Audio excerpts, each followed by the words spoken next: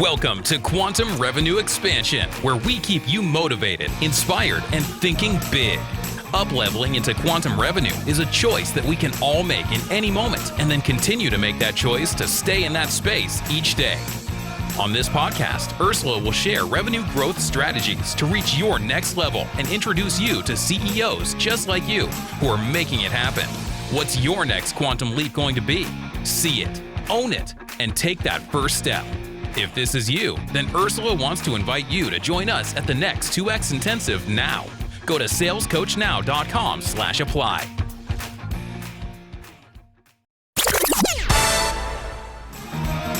You are listening to Quantum Revenue Expansion with your host, Ursula Menchez. Let's go. Hey everyone, and welcome back to Quantum Revenue Expansion, the podcast where we talk about how to turn your annual income into your monthly income. And I have a super special return guest. Steve Miska is with us today. We've had him on the show before to talk about his business success. He's talked about his book, and he's talked about all of the amazing, incredible things he's doing in the world to help people still who are trying to get out of Afghanistan, people who are just at risk in the world. And today we're especially going to talk about the American experiment at risk, the role of women, and how to run a successful nonprofit. Because here's the thing, I know we can fit all of that in 30 minutes. So Steve, welcome back to the show. Thank you, Ursula. It's such a pleasure to join you. And as we find Steve, he's in the middle of juggling many things. He's at a university right now. He's heading to a speaking engagement, and that is the life of the entrepreneur. So before we completely dive in, a couple of things. If you haven't yet, definitely grab our free gift at ursulainc.co. It's on the homepage. It's right there. It's how to turn your annual income into your monthly income. It's really the masterclass that pairs nicely with the podcast. So grab that if you haven't yet. And if you haven't come out to the 2X Intensive yet, you can go to ursulainc.co/apply.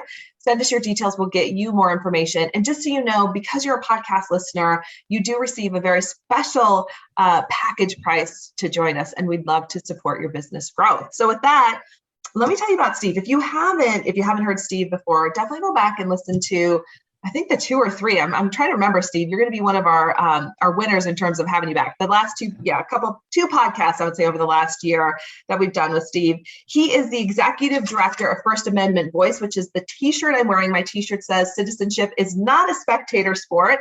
We love this shirt. My husband Tim wears his religiously, and First Amendment Voice is a nonpartisan effort to reinvigorate civic awareness around free expression, religious liberty, press freedom, and other First Amendment issues. Steve served 25 years in the Army, including serving in the White House as director for Iraq.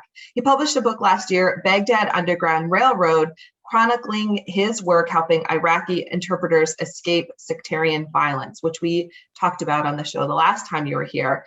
And, the last time was very interesting because of everything that was happening in Afghanistan. You were very involved. You're still very involved. And, in addition to your consulting business, like you are a business owner, you are the executive director and founder of First Amendment Voice. And I feel like a million other things that you don't tell me about, which is fine. Just super busy, and you're a dad, you're a husband, you've got so many things going on. So Steve, before we dive in, give us a quick update of like what's going on in your world. How are you juggling everything? Sure. Well, I think we spoke about this in one of the earlier episodes where we were looking at, the ebb and flow of things over time, right? And where you can find the overlap between multiple roles you might be wearing, multiple hats you're wearing. And so what I've been able to do is with the Afghan evacuation in particular, which has been acute for the last year, while we're still 7 days a week since August when I stood up that operations center, I've been able to bring on a leadership team who is running day-to-day operations for me. And then I can step back in a strategic advisor role and assist with the broader coalitions and that sort of stuff. So I was able to, I guess, work my way out of a job, some might say. Yes. And that's what most executive directors in nonprofits try to do, actually, that they want the impact. They want, whatever their organization's mission is, that's what's the passion that brought them there. and they quickly find themselves in the position of really an entrepreneur. Yeah. And yeah, an accidental entrepreneur, right? I think that's, Yeah. Or on so many levels. So I think it's such a great point. You've worked yourself out of a job, out of one of your many jobs. And of course, as entrepreneurs, we want to do that, right? We want to be able to do other things. And so many of the CEOs we work with, especially women, I know we're going to talk about women today, they want to have foundations. They want to have nonprofits connected to their businesses. They want to do more work in the world. So best advice, how can we do that? Because being a business owner, right, we can feel like we're already juggling a lot of things. So how have you been able to successfully, have this, found and launch First Amendment Voice and then turn it over and, get a lot of support? You've got the operations in Iraq, Afghanistan, right? You've got that other organization, and I don't even know the extent to, I think I know you were, you probably had a cot there, like you lived there for a while to handle that and get things up and running. And then you have your consulting business in the background, you're a keynote speaker. Best advice, like if someone's thinking, I really would love to have a 501c3, how do I do that? Well, so the first advice people give, and I second this, is don't start a nonprofit, right? Find somebody that's already doing the work that you're passionate about and join them and assist, right? Because as you know, any new organization, whether in the private sector or in a nonprofit space, is an insane amount of energy to try to get the systems and processes going, bring the right team on board, and then scale it to the level where you can have the impact which originally drew you to the organization. And so if you can find somebody that's doing something like that or willing to be the mother or father figure organization and allow you to do the work as a project under their umbrella, that's a way to dip your toe in. And that's really how First Amendment Voice started. We started as a project under Global Peace Foundation, and we've been in the process of a soft launch, I would say. We're kind of at the phase where the kids graduated high school and we went to college, and we still know if we really need mom or dad, we can call them up on the phone. Beautiful. That's such great advice. So start where you're passionate, and maybe there's a project that could grow out of it. But know that if you dive in head first and have a business and you don't have the right support, that's going to be really challenging. And the other piece I think is, as entrepreneurs, we can always write checks, right? We talk a lot about that on this show, the importance of having successful for-profit businesses so we can write checks to First Amendment Voice or other organizations that we care about. And so just a reminder to all the CEOs, you don't have to start a nonprofit. You can get the First Amendment Voice, and all the nonprofits will take your money any day, right? They'll be glad to receive your checks. So not only that, but there's another really important point there, because it's not just the resource side of money, it's your time and expertise, right? Sure. It's are you willing to serve on the advisory board or the board of directors in a volunteer capacity where you're passionate about, say, our mission, but you don't want to stand up another organization? You can join that way as well. And that's a really important way to contribute. Yeah, excellent point, which I know is something you do a lot. And, underneath all of this, I do want to talk about the big conversation we're going to have today. But underneath all of this, Steve, one of the things that you model so well is servant leadership. I don't even know if you call it that. I just think that's the term that's been out there.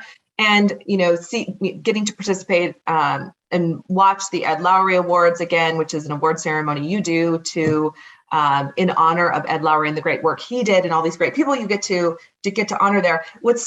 I don't know, you don't know this, but when I was at the VIP reception, we were talking about you, right? And we were talking about how you should be the recipient of the Ed Lowry Award and awards like that. So you're very humble in your leadership. You're very, you fly under the radar with it. What are your just a couple tips, best tips on leadership? What's important right now, given this interesting time that I think we find ourselves in this world? So when I stood up the operations center that is supporting the Afghanistan evacuation, and we support over 300 nonprofits and veteran service organizations now. We're the B2B connector in the ecosystem. Wow. Right? We receive the distress calls, and we find the organization in the ecosystem that might have the capacity to handle whatever the challenge is. And that could be inside of Afghanistan or here in the US on the resettlement side. But so when I stood up the operations center, I knew, because I'm an operator, right? I do things, and I spent 40 months in combat. I knew how challenging it would be from Los Angeles to give people advice in Kabul or Kandahar in Afghanistan in life-threatening situations. As an operator, that just seems insane to me that I would be able to do that because I don't know the circumstances on the ground. And so humility was the first principle that we used. It was all about trying to provide the best information possible to create a context where people could weigh their own risks and make their own decisions. And we would help them by adding context that they might not have from the ground level. And then the second principle was empathy. Every one of my operators, we had like 24 operators on call 24/7 at the height of the evacuation. And every single one of them said, "You are the first person who picked up the phone and answered my call," because they were trying to get through to our government. They were trying to get through to members of Congress, to whoever, people in other nonprofits that just didn't have the capacity to pick up the phone. Right. And so empathy and humility were our watchwords, and they still serve us today in the B2B community. And that's really a core of my servant leadership. I do use that term, is two of the principles that I really emphasize, and I think have served me well over the last 3 decades or so. Yeah. Well, you definitely live those values. I mean, just in the short time well, maybe it's not short anymore because we're getting older, Steve. I don't know. In the time I've known you, that is who you are and how you show up in every situation. And you're just such a great role model for the rest of us. And so let's dive into this conversation, because I don't know, I mean, you probably more than me and a lot of Americans, of course, we have an international audience as well. But as Americans here in the US, we definitely, I feel this, I can't even explain it exactly, but definitely a sense of urgency, like a pressing sense of urgency. And, you know, we're talking about the American experiment at risk and the role of women. And you have your symposium coming up this September, and that's going to be the focus. And just so everyone's clear, you know, everyone who's listening, First Amendment Voice is a nonpartisan effort. Let's just be super clear about that. Like this, Steve, and, you know, I'm a member. I think I'm still a member. I don't know. I probably need to make sure. All my statuses, I've been a sponsor. I'm going to be a sponsor again this year. And we all believe in, you know, having conversations and having healthy conversations. And I thought of you, Steve, this week. I was at an event, which I won't name, and there was a very unhealthy sort of yelling match happening at an event, and there were kids around, right? So, you know, and it was handled, but it was also a conversation I had to have with my son later. He's just never seen this before. And I'm blessed in that way. We're blessed in that way, right? I get that. And so it just brought to light again. I mean, just we can feel pretty helpless. And coming through the pandemic, I think you and I've talked about this, right? People still feel isolated. No one's talking about that. Mental health is at an absolute low. People are struggling. You know, we saw that at the event. We saw both people struggling, and we had the wherewithal to say, not, oh my gosh, look what's happening, but wow, these people must really be struggling right now. So I don't know. I don't even know where to start this conversation, but I just know it's been weighing on my heart and my soul. And I definitely know that having a podcast, an opportunity to connect with people to help them, like where do we go, Steve? Like you and we have the opportunity to talk about these things. And I definitely don't have the answers. I can come from a place of humility, but I want to help people. What can we do? So, yeah, it's such a challenging, just time for us as a country. And I know speaking on behalf of a lot of veterans in our community, the trends that we saw in conflict zones where there was like full-on civil war going on, we've seen really disturbing parallels here in the United States. And it's shocking. And so one of the things we're doing is there's a dearth every election cycle in poll workers. Poll workers are volunteers, and they go through training. But in many cases, they'll get some sort of minor compensation depending on the state, Sure. $120 for the day or something, and poll workers are aging out in our country. And so this is fundamental to the democratic process, that we can hold free and fair elections. And so one of the things we're doing is we're running this campaign to encourage 100,000 veterans and their family members to volunteer to go through the training and try to infuse a younger generation in. But that's just not veterans. Anybody can volunteer to become a poll worker, right? And step Yeah. forward. And it's a couple times, it's once every 2 years in most cases. And it's a great way to get civically engaged in a way, especially if you're really busy, like I'm sure many of your listeners are. They don't have to commit to a nonprofit board, for example, where you're meeting every month and you're going to, so that's an easy a gateway drug to civic engagement, right? It's a way Yes. to be involved. But thinking about it, we use a 3-tier methodology, and it's educate, it's equip, giving people tools for engagement in the public square, but ultimately inspire. That our form of government only works if we have an active, informed, hopefully, citizenry. And so we've got a lot of free tools on our website, and our blog writer is Kelly Kehoe, is incredible. 99% of Americans cannot name the 5 freedoms that are embodied in the First Amendment. That's a fundamental level of just civic understanding and awareness. And I was at the National Constitution Center yesterday, and you see that the First Amendment is 45 words. It's engraved up on the wall in the backdrop of one of their atriums. It's just, these are fundamental, really human rights. They're not just American rights. They are human rights in a lot of ways. Religious freedom, freedom of the press, freedom to speak, freedom to assemble and petition your government for grievance. These are all core things that allow our democracy to thrive. And anyway, so those are ways people can be involved. And the last thing I would just say is turn off the media if it is causing you to be anxious.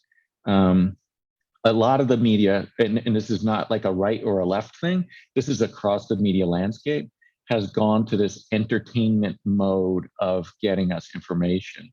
And it's triggering us neurologically in ways that are getting our emotions going. And so that's something that I have found is very calming. And then I just look at my Twitter feed, and if I choose to follow whatever is there, I can look it up. But if not, I can just go on with my day. So that's I think about that a lot, right? I think that we have a lot of people who are tuned in too much. Like I think, and especially like my mom, who lives by herself. I was just going right? to say my parents. Yeah, shout out to my mom, right? Sometimes it's just blaring in the background. I'm like, Mom, turn that stuff off. Put a soap opera on. I don't care. Put something else on. Put music on. And so it's easy. It is easy to have that kind of in the background of our world and not even realize it. And also, Steve, I think it's hard. Like, I'll be honest. I mean, there's a lot of different news sites I go to. It is anxiety producing. And then there's a part of me that feels like if I don't look, like, then I'm not going to know what's happening in the world. Like, there's that fine balance. FOMO. Yes. Well, and I would rather miss out on it. You know what I mean? But then am I engaged? I don't know. I feel that pull. And, anyway, like, we're not going to solve that in this moment, but I think it's a great point, right? And you do a lot of work around, or your organization, First Amendment Voice, has done a lot of work around fake news and really doing your research, because even I think we've noticed, right? Even what we might say are more respected, and this isn't a partisan, like, whatever you watch, like, there's some that you would think all their news would be researched, and that's not always the case, right? The old adage of I read it on the internet, so it must be true. We just have to be careful. So there's high level, right? And then you and I've talked about this, and I know you've mentioned that you and your wife Amy have people over. Like, you're also very much into community building in your backyard, and we have lost that. We've lost that. We're locked in our little boxes, especially during the pandemic, peeking out our windows. And so let's just talk about that for a moment, because it's something Tim and I are very conscious of, just our neighborhood, just making sure that people are okay, right? Mental health checks, are like, what's going on? Do you need anything? But how else? Like, what do you guys do in your community to connect, to reach out? So I am a Chamber of Commerce ambassador, only because, as you know, I have a hard time. I have a hard time saying no, right? And Susie Lance, she's like you. If you asked me, Ursula, I wouldn't be able to say no, right? I would, Steve, be on my podcast. Of course, yeah, I'm going to do it. We're going to make it happen, right? And so Susie is just amazing and doing incredible work in San Clemente, where we live. And so, as a member of the chamber ambassadors, I guess, I reach out to local businesses to, I'm going to be there having a cup of cappuccino or something and working on a book or writing something, journaling, whatever I'm doing. And so I know the local business owners where I frequent, and I stay in tune with what the issues are for them. And then I can feed that back to the chamber. It's just, I almost feel guilty sometimes because I'm always on travel, as you know, and so I don't spend a lot of time there. And so when I do, I try to do it in a way where it allows me to recharge, but at the same way, feel connected with the community in healthy ways where I can assist. And then when you do that, you just need to fend off all the calls for you to run for city council and all the other stuff. It's like, no, I can't do that. I can say no to those things. That might be next. Steve. All right. So yeah, that's a whole other conversation, isn't it? But anyway, so circling back to this connection piece, because when we talk about the American experiment at risk, I was really just tuning into our conversation this morning, and this idea of connection that, I think for a lot of us, we can say, yeah, it's not such a big deal or whatever. Sometimes for me, that's what's like really bubbling up lately. This coming through the pandemic, the isolation. I mean, we're already isolated, I think, just because we live in our little houses and we don't live in community the same way. When you think of kind of where we are in the world today, how much of where we are is a lack of connection, not only locally, but globally? Well, so I think that extends. So the interesting thing is we are more connected than ever, and we're also disconnected, right? Yeah. It's, we can connect with like-minded people, right, on Facebook or other social media platforms or anywhere in the world, and have conversations, but are we really connected with them, right? We're not getting the full sensory experience to really validate that the way we would if we were focusing on our neighbor, right? When you focus on your neighbor, you're getting all the nonverbal cues. You're really, it's almost like a neighborhood watch that you described, right? You're worried about mental health. You're just checking in. I've got elderly neighbors on both sides of my house. And one day one of them fell down and couldn't get up. And, if they did not know how to get in touch with us, I mean, what were they going to do? They were going to call their kids who live 3 hours away or call the paramedics. And, and it wasn't that big of a deal, but just having that connective tissue in the circles that are closest to you is really important. I think it's something that social media has distracted us from the value of.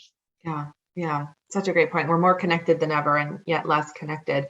So I want to make sure we talk about this connection. Speaking of connections, the American Experiment at Risk and the role of women. This is going to be happening at the symposium. So tell us about the symposium, and then also, why is the role of women so important right now?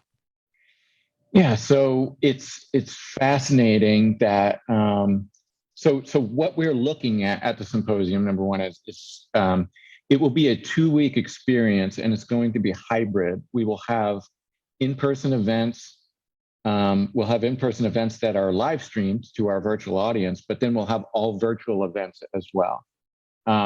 So the role of women panel that we're going to look at, we'll look at women's involvement in civic engagement across the ideological spectrum. So everything from women participating in the January 6th uprising to, and what was it that attracted them to some of the organizations that were marshaling those efforts, to women being constructively engaged in their communities in, maybe running nonprofits or stepping up on corporate boards in ways that, allow them to get to their philanthropic interests as well.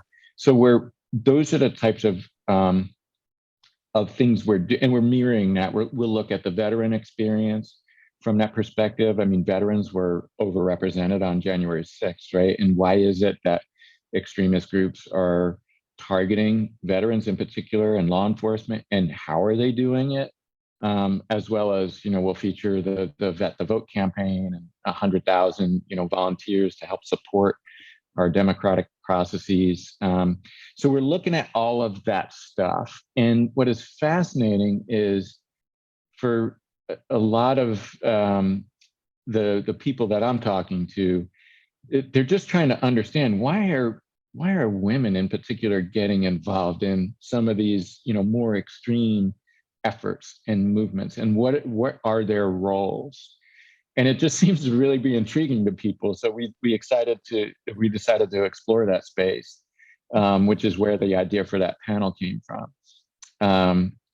But anyway, it's there are a lot of just things out there that are starting to show us how women are involved in violent extremism, and which is odd, because if you look at the gun violence in our country, right, it's almost uniformly men who are involved in those incidents. And I know, as a mom and somebody, a mother of a young person who goes to school, my wife is a school teacher, that, the school shootings in particular are just excruciating. And the idea of the training that our teachers and students have to go through is like reminiscent of the days when we were worried about nuclear war and we were doing duck under desks in the classroom in case we had a nuclear strike. So anyway, that's on a lot of people's minds. So we're trying to understand, what are some of the distinctions there, that, why are women attracted to some of these extremist groups, but they're not going in other directions? And, and then of course we'll focus on the positive sort of constructive side of civic engagement as well, and where women are leading. Yeah, it's interesting. And talking with a lot of women, just who I'm connected to across the country, and different beliefs, politically, ideologically, I would say women feel pretty lost right now. I would guess men do as well, but I don't think the women I know and women I've talked to, when we have kind of those quiet conversations in the back of the room, right? Because that's the other piece. I don't think women feel safe talking about, I don't know that men do, but I definitely feel that women do not feel safe talking about their political beliefs across the aisle, right? And they don't feel that, they're not sure where they belong anymore. Like, they can't say I'm this party or that. They feel lost. And they're probably, I would say women probably aren't alone in that. And that's not all women. I don't want to speak for all women, but those are the kind of conversations that I've noticed. So I'm super excited about this panel and what's going to come from it. So as we're wrapping up, Steve, tell us about, so if someone wants to attend the symposium in person or participate online. I also know you'll be doing the difficult workshops, which we participated on, and we gifted some tickets last year. So tell us a little bit about what's coming up in September. Yeah, so in September 10th, actually in person, we'll kick off our 2-week celebration of Constitution Day and Citizenship Day, which is every year on September 17th. And so on September 10th, 1 week prior, we will do an in-person difficult conversations workshop in San Clemente, California. So if anybody happens to be interested or is in the area and can be there that day, Kern Berry, who will be facilitating. So good. Just, amazing. And so that'll be the start. And the following week, we'll have our virtual content. And this is all up on our website, so people can go check it out. And it'll update as we get speaker confirmations and more details. But we will conclude in the city of Philadelphia at the National Constitution Center on September 24th. We'll have a VIP reception the evening prior. That's a Friday night. And then Saturday afternoon, we will have a keynote speaker who will be a retired 4-star military leader come in to talk about the importance of nonpartisan civic engagement. And then we'll have a panel discussion on veteran civic engagement across the ideological spectrum. And then we're going to look at religious freedom as well.